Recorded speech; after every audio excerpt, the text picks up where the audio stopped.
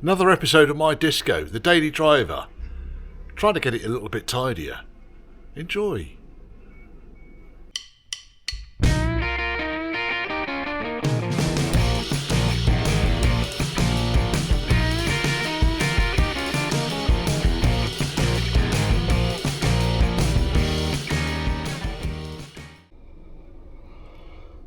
So the key thing I'm doing here is I'm changing over this centre console radio surround, the one that came out of the car.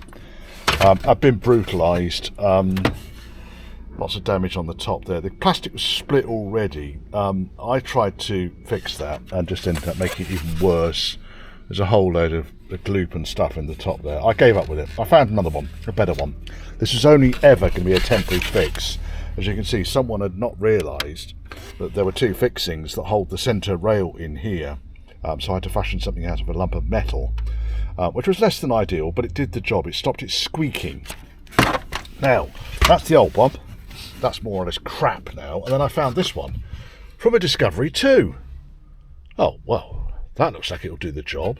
So I'm just in the process of fixing the radio cage in, then I can sit this into the car and start reassembling.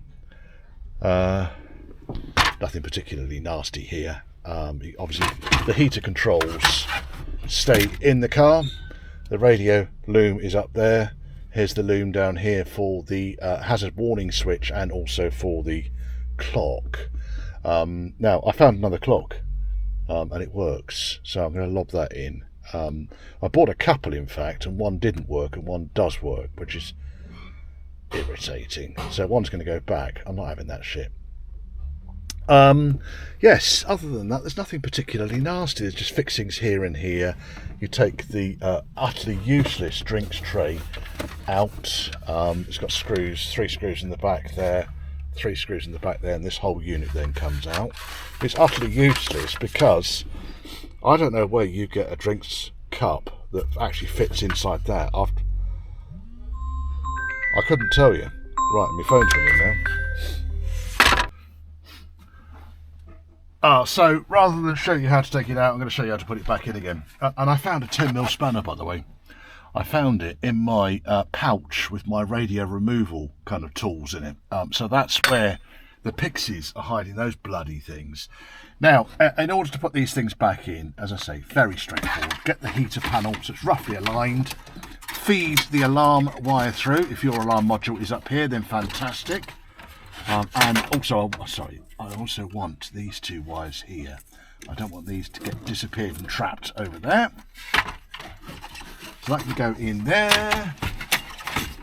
That can go through there. I'm not worried too much about the heater. The radio wiring just yet. That will come in a moment. Come on, you bastard. No, it's gone the wrong way. Why are you doing that? You shithead. Let's get the screwdriver in there.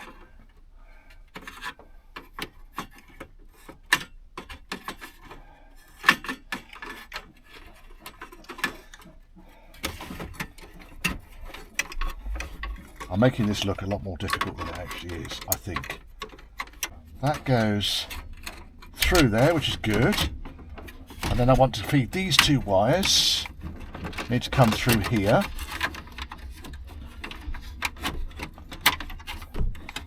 Thus.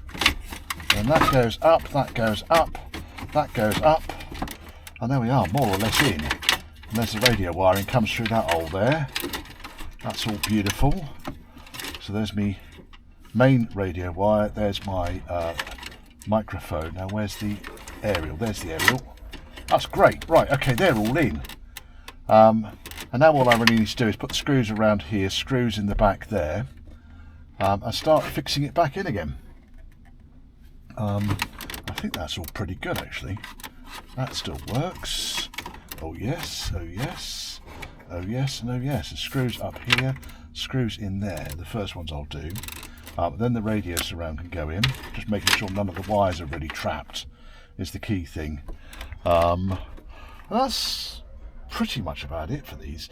Very much the same process for the soft dash Range Rover as well. So disc 1, Disco 1 300 series, Disco 2 and Range Rover Classic Soft Dash all kind of have this style of centre console. Now 2 screws in there and there, that's all nice and solid. I can go tap that back in there for now temporarily. Put the screws in back up here. Now this bar here, so this is the metal tray that sits underneath. There they are, there are screw holes there, that's good.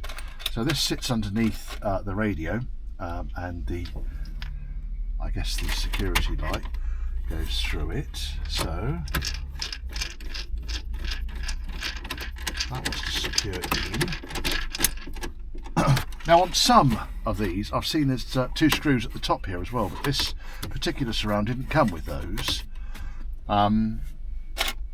I don't know if that's a good or a bad thing, but having the 4 screws located around here, Coffee McFucking cough phase.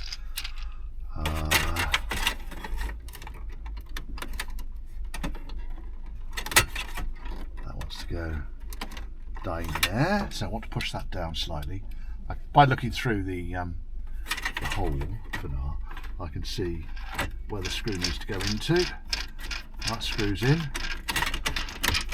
and as with any of these things, it's a brittle plastic, it's 30 years old. You really don't need to be doing these screws up. If you want to know what the torque setting is, then just unsubscribe. It's a lot easier. Right, so that's for the clock, that's for the hazard warning lights. We could potentially shove the radio in now, couldn't we? No, we'll put these screws in next. So there's remains of the surround on that screw. I can go down there.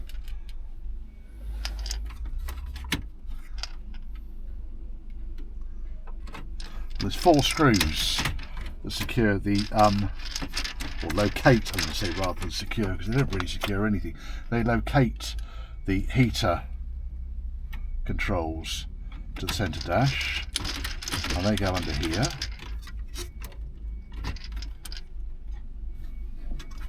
Get my head in the way. Let's do that one up there first. That one goes in.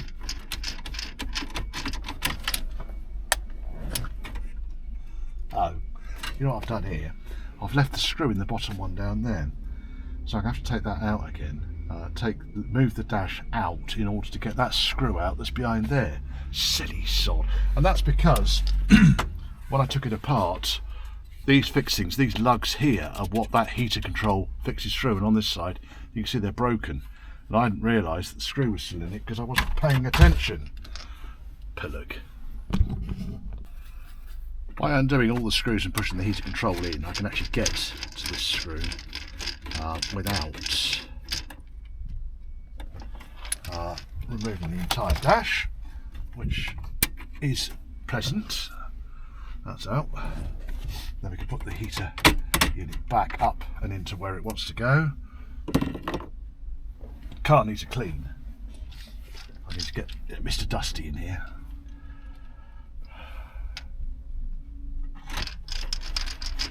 Because had I not taken that screw out, there are different screws all over the place on this thing. Had I not taken that screw out, of course the heater controls would have been wonky against the front fascia panel.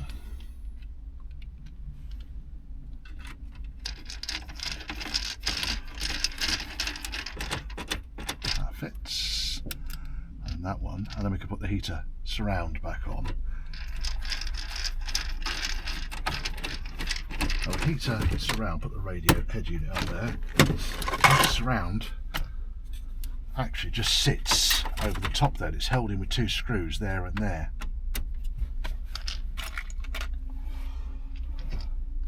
And that's all that needs.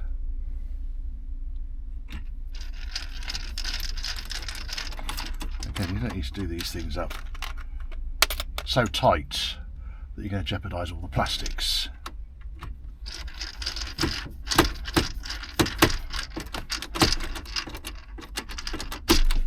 That's good. And then, oh, there's my phone again, and it's all in place. Clock works. Yeah, the clock works. I've got lots of option deletes in here, but that's all back together. So that bit now I'm happy with. Radio works. Alarm module is now securely seated in place, and that can go in the bin, because I think that's just probably a little bit too far fucked. There we are. Plastic waste. If it wasn't cracked across the top, then I would have fixed it and used it, but it is, and I'm not. Right, that's that bit done, which is good. I'm pleased with that. Let's give me the next job.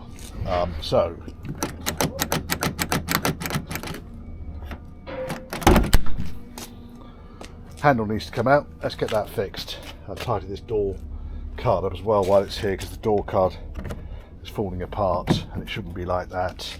It should be a lot tidier than that. So let's get that off and get that sorted out. And then I got a piece of, I know it's a bloody great big piece of checker plate, but the idea is I want to put it on the inside here. It's locked.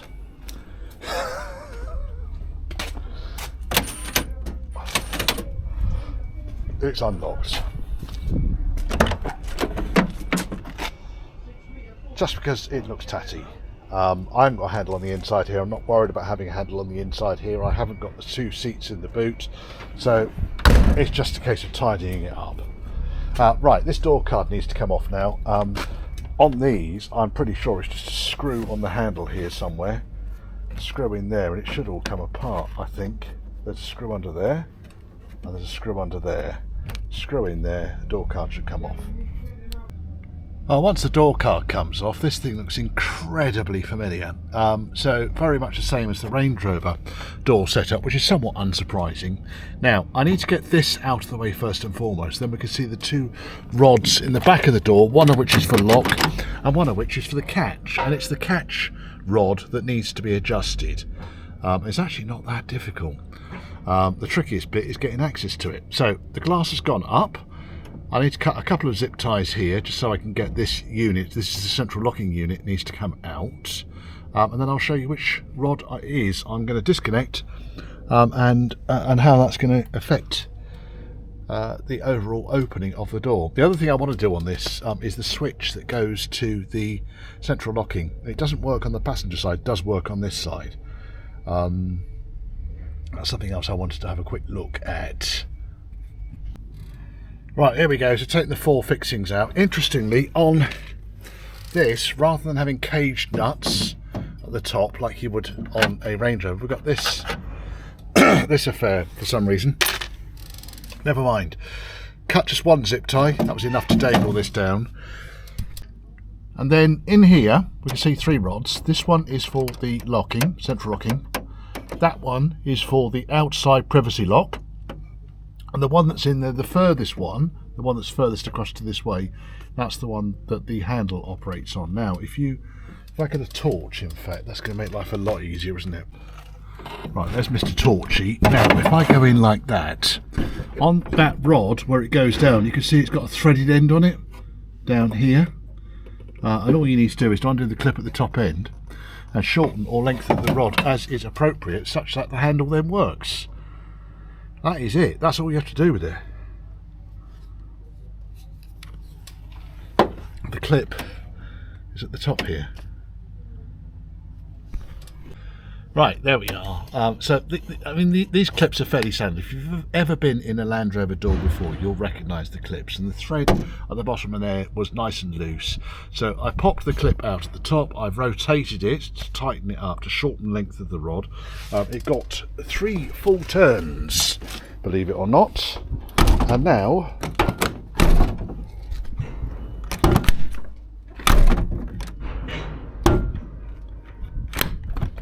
it opens a lot easier. It's still not brilliant, but opens a lot better. Now, the other thing I've just noticed on this is the screws are missing from the catch here, which probably is not going to help it either, is it? So I've got a big box of screws. Let me see if I can fit something in there to get that resolved, and then this can go back together again. Now, the switch for the central locking is up here. It's this chap up here which is hidden, obscured by the wiring, and realistically I'm going to need to get the handle out in order to see what's going on with that. Now what I have just noticed is it's a little bit wobbly. I might just spray some contact cleaner in there, because it could just be that he's all gummed up. It works most of the time, but not all of the time. Apart from cleaning it, that's kind of got that done. Replace those 2 screws down there. Door opens, door closes. Works much better. And I have got it to... Now, I need to get a fob for this thing. And it alarms. And it unalarms. So it's not doing that not particularly unalarming thing which it was doing before. And then the alarm was going off and the engine wouldn't start. So, of course it does. Behold the mighty 300 TDI. Right, I don't have adjusting headlights in this, by the way. That's a blank, which does nothing. I do have adjusting mirrors. Right, the window is open, but here's my gotcha for the day. Don't leave the keys in the car unless the window's open when you close it, because the damn thing will lock, you know it. And then these, I can get into them, but it's not easy. It doesn't involve breaking things. Now, on this side, what I'm going to do here, this door sometimes opens really easy and sometimes doesn't. I'm just going to lube it up. Is what I'm going to do. Replace those 2 fucking screws there. In fact, maybe I won't replace those screws because I might not be asked to do that. It's a nice day, look. The weather's picked up. We're just coming up towards the August bank holiday weekend. And, yes. Right, so it's been a day of discos today. I'll put these screws in along this panel at the top here, but it could do with being a little bit longer.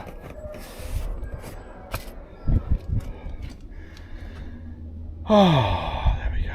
Right. Let's get this. Oh, it's me. Oh. Let's get this lot done now. Door first. See if I can't get it such that the central locking and the keys, which are on the other side. Central locking works from this side. Doesn't work from the other side. Now that could be a poverty spec measure, I don't know. But if I were to lock the car, whether it's inside or outside, but it works from the button. That all works. And if I get that window down,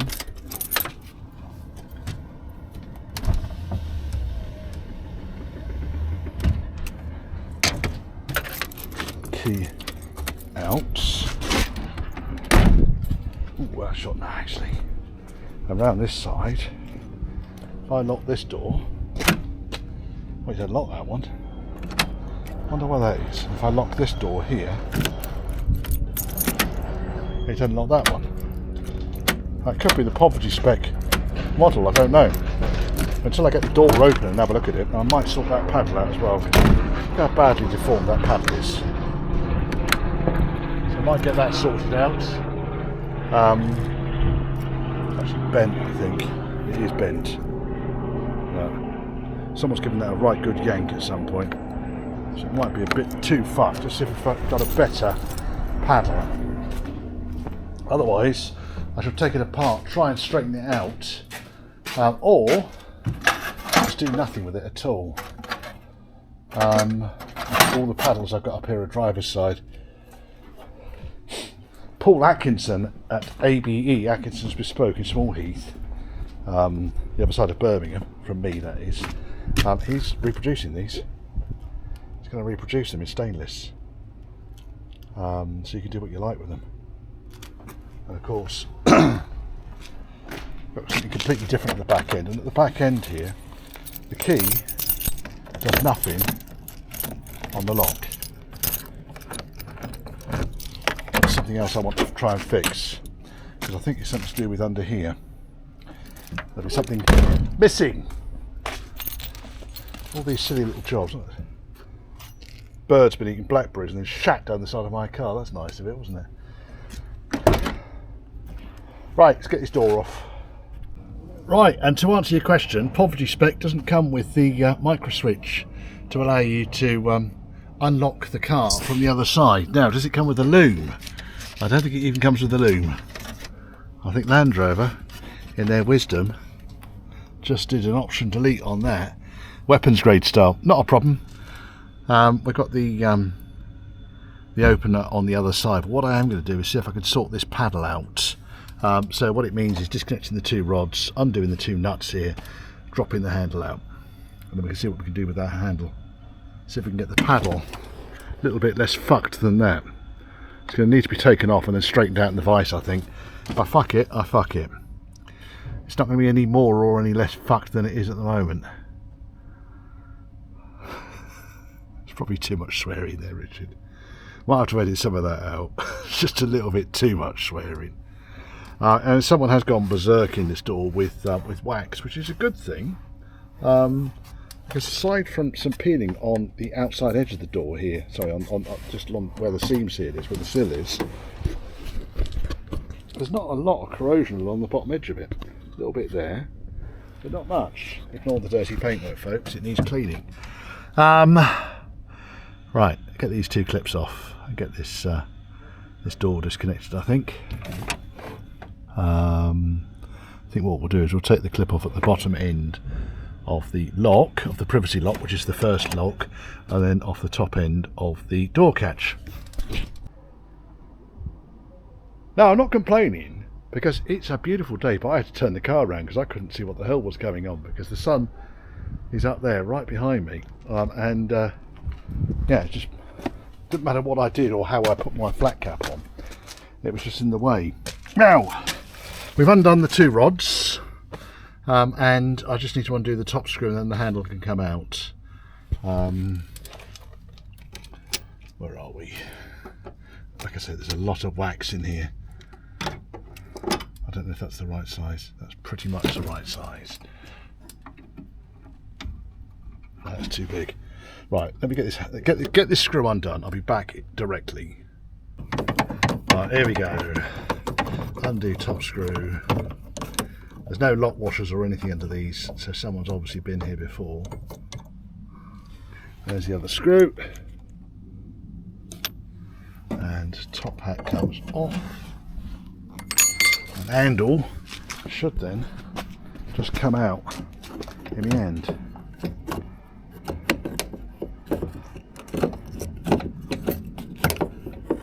There we are, he's out. As you can see, no electronics on the back of it. I'm going to have a good old poke round, see if the loom's in there. If the loom is in there, I might try and reinstate that because it would be quite useful. But probably better serving my efforts to get the remote locking working again. I have got the remote module for it, but it's broken. But at least I can fix this now. Right, we're all back together again. That handle looks a lot better and it works now, which is okay. I couldn't find any more electrics inside the door, so I'm just going to assume that the connector down there will be there, and if I ran a loom through I could do it, but can't be asked, I haven't got the bits, so it's not going to happen. But yes, that's pretty much done that for now, for the day. I'm going to go home for a beer. I managed to snipe that on eBay. So rubber mat for a Disco 300 series automatic. Can't have been that many of them. Anyway, rubber mat fits beautifully. The only thing is, the gaiter I've got here for the diff lock, that's too big for the hole for now. So it flops around a little bit, I'm afraid. But other than that, I'm pleased with all of that. This handle's working nicely now. So then I thought, let's do the tailgate. Oh, for heaven's sake, Richard, what have you done now? Right, okay, getting this tailgate handle off. What a palaver. So obviously we've got a load of fixings on the inside here. What you really need to do here is get to that fixing there and this fixing here. To get to that fixing there, the easiest thing to do is to loosen the lock and push the lock inwards, okay? And you can access that fixing there. So realistically, you got that one and that one. The two middle ones literally just have the catch mechanism, what you use to open the back door. And then you need to take the badge off, which just clicks in. Comsar. And then behind that, there's a bolt which goes up through there, which you access through the badge. So that's the handle off. But yeah, like I say, what a palaver.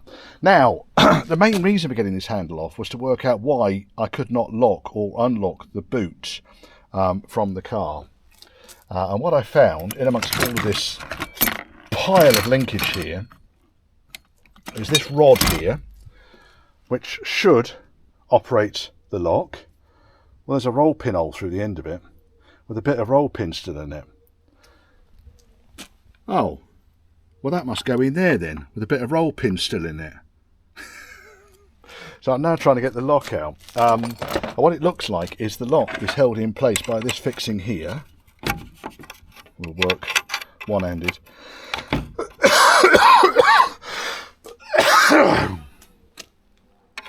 Coughs come back. It's an allergy. Put money on it. Better not be an allergy to beer, I tell you. We might have a problem. No doubt that'll work. You can see the number plate lights here. The wiring literally is for the number plate lights and nothing else. There's nothing fancy in here.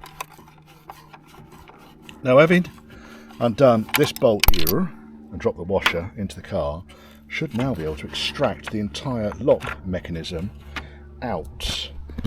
Let's put you there. See if we can't do this. There we go, like that. So let's get the number plate loom out of the way. That comes out. And there you go, is the lock. Leave that washer, which went on that bolt there. So what I'm going to do now, I think, is get rid of the remains of that roll pin, which looks like it's just going to come straight out, I'll be honest, and then go through my roll pin box and see if I've got another one to put in there. Quite why it's sheared like that, I couldn't say. Be nice if it worked though, wouldn't it? Right, so roll pin's gone back through the lock and on the shaft, and then I've wiggled the shaft and the gasket and the loom and everything all back into place. It's easy enough to do. If you took it apart, then you're going to realise how it all goes back together again fairly easily. And I figured that really what I need to do is to then feed that external handle back onto the door. There's a lot of alloy corrosion up here. I might spray something on that. But it's going to come apart for door seals and everything again at some point fairly soon anyway. And then I can work out how on earth all these linkages go back together again. Because I got a photograph, but honestly there's so many rods. Yeah, well, we'll see. We will see. Good Lord. Right, we're all back together again. The only thing I haven't put on yet is the rod for the central locking, which just needs to connect the central locking actuator up to this arm here. All I can say is the Haynes Workshop manual, this chappy, under this section was helpful. Was very helpful. Now, effectively where I've got to now is if I simulate the door closing onto its strike pin, there we are, and I operate the key from the outside, which was the objective here. Oh look, I can lock it and I can unlock it from the tailgate. So I think we've hit a success. That was not pleasant. That was not a pleasant job, but I'm pleased I did it. Right, now all this needs to do is to hook back onto here, and that then goes into there, and that clips onto there. And again, if we simulate, let's pick up my tools from down here. I'm not actually going to shut the door because I don't want to find myself locked out of it. Oh, hello, aeroplane. Now, if we then go and simulate a lock of the car, does it lock that? Yes, it has. If we unlock it, has it unlocked it? No, it hasn't.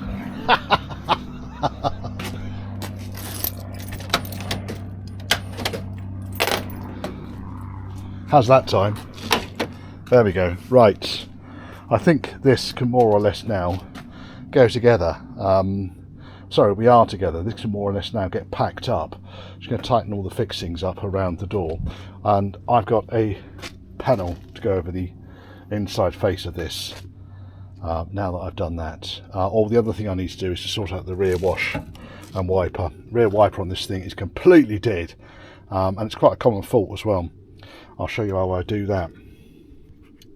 Having taken it all apart now, if I just wanted to take the external handle off for any given reason, badge out, one 10mm bolt up there, undo these two fixings here and that fixing there, push the lock inwards, one fixing there, take this handle off, one fixing in there, and then the handle should then come off. However, if your linkage is still attached here, then you need to take this plate off, which is kind of the route I was going down, disconnect the various rods from it, and then on the back here you've got the cam, which sits on this rod here, which goes that way, that way, that way. So when I push the button down, it's all part of this mechanism.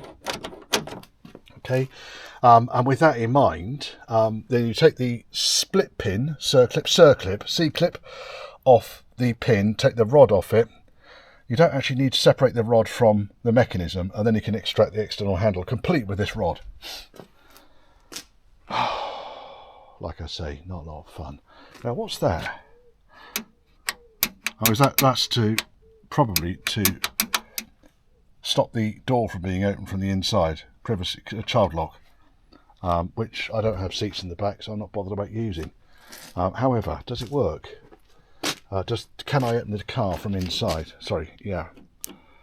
It's always a useful test, isn't it?